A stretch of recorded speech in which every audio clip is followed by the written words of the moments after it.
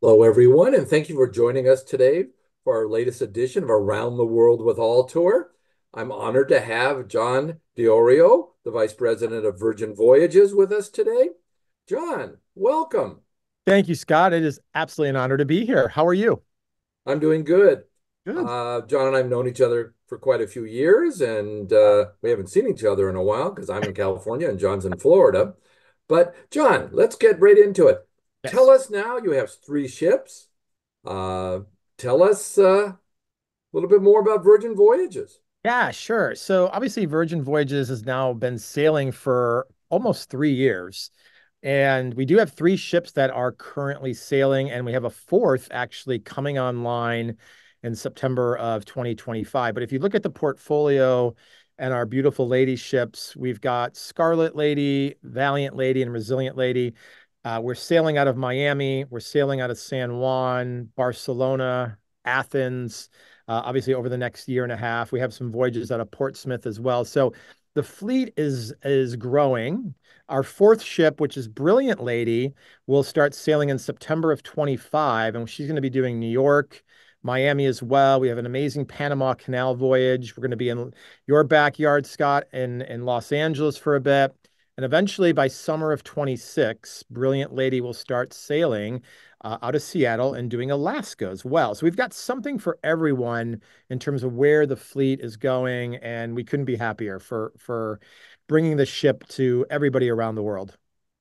That's terrific. I know your average sailing's between 4 and 8 days, depending on the destination. Um, Tell us a little bit more about the ships. If you have not seen one, I will add, I have been on one of the sailings. I thought the food was excellent. The design is interesting.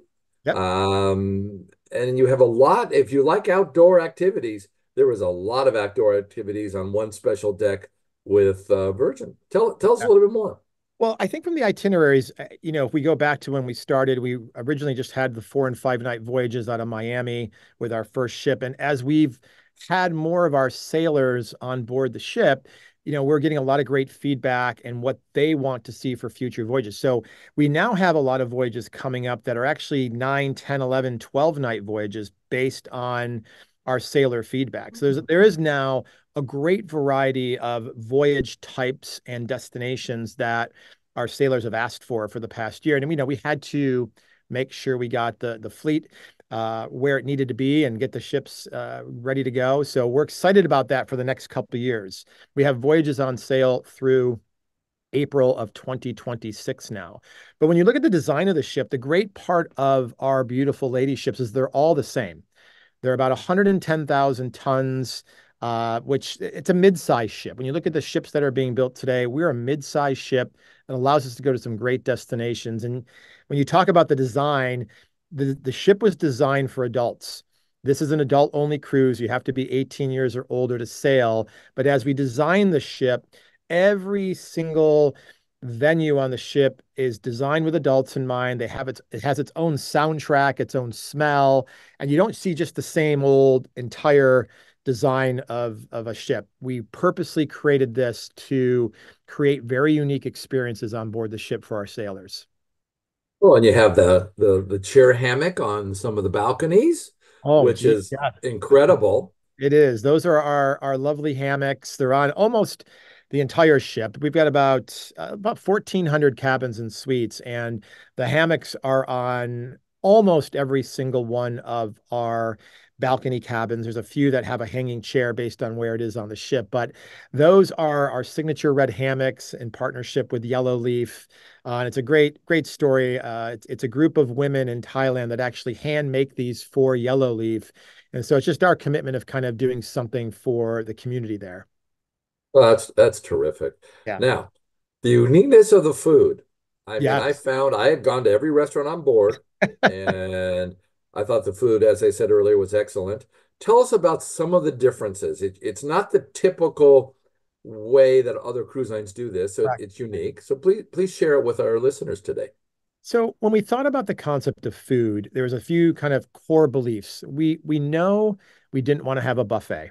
So there's no buffets on our ship.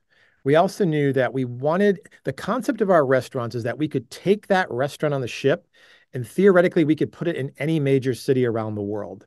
And so we worked with these amazing chefs, some Michelin star chefs, to help us create these amazing menus, but also the design of these particular restaurants. So our goal was to allow everything to be made fresh to order, regardless of what restaurant you're in.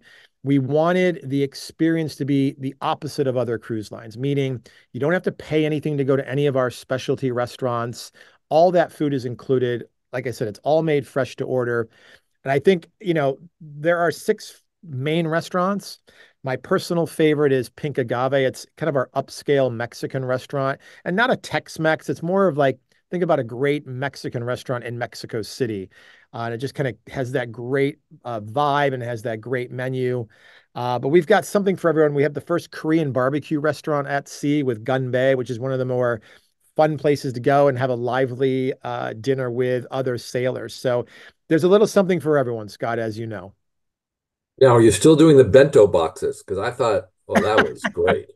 We do. Those are up in the galley, and the galley is really, when you go to the galley, it's up on deck 15, and it's really all these other different eateries where you can get fresh made to order food. It could be tacos, it could be burgers.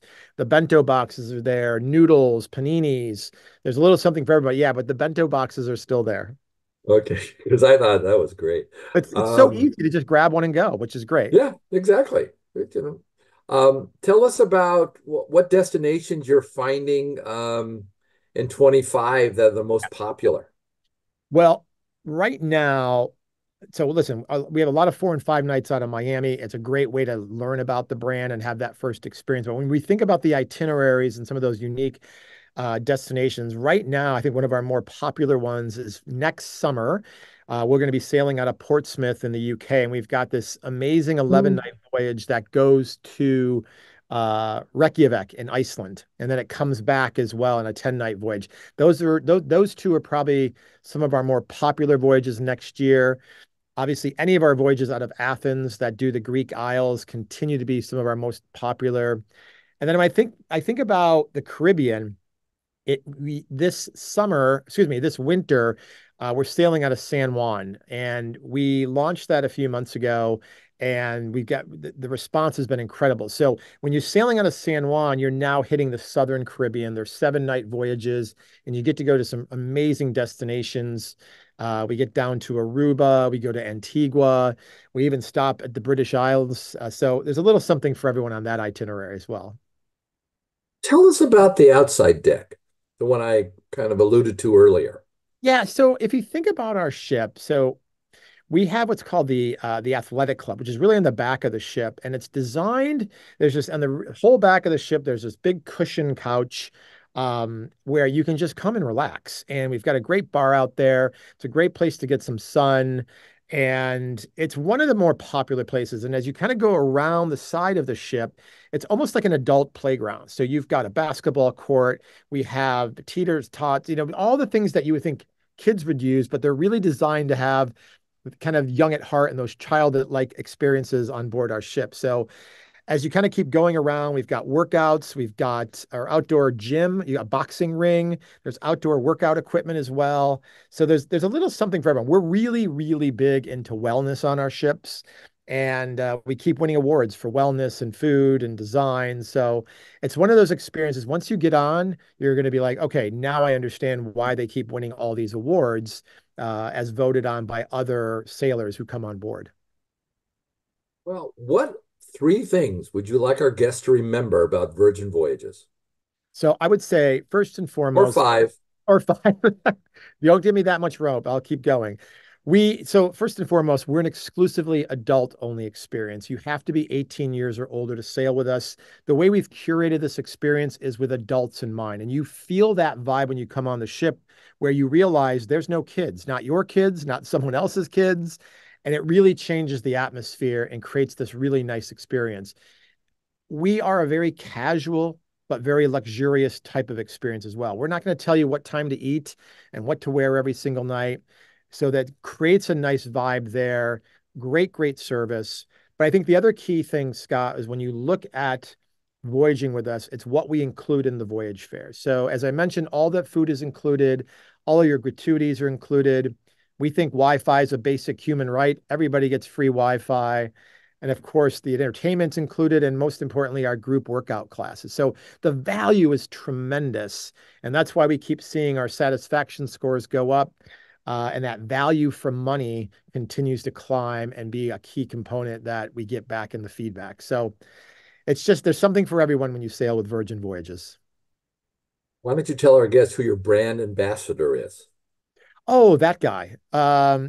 So we've got this gentleman who's been in business, I don't know, 50 years now, by the name of Richard Branson. You might have heard of him.